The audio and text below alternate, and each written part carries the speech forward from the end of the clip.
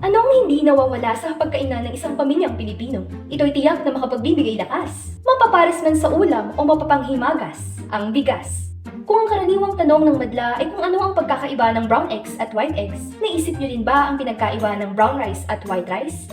Ang brown rice ay isang uri ng whole grain na naglalaman ng tatlong bahagi, ang bran, germ, at endosperm, habang ang refined grains ay naglalaman lamang ng endosperm.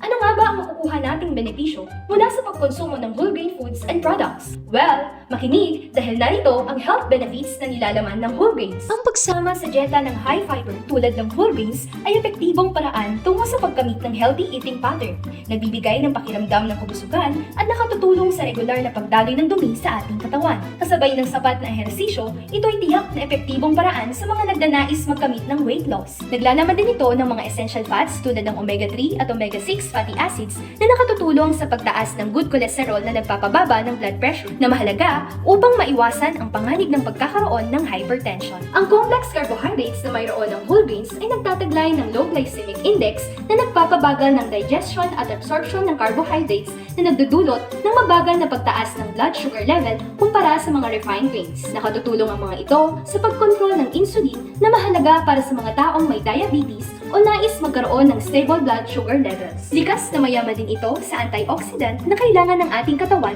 upang mapanatili ang kalusugan ng cells at maiwasan ang panganib ng ilang chronic diseases tulad ng cancer. Higit sa lahat, ito ay sagana sa sustansya dahil sa taglay nitong mga essential nutrients tulad ng B vitamins, iron, magnesium, at zinc na nagbibigay suporta sa pangkalahatang kalusugan.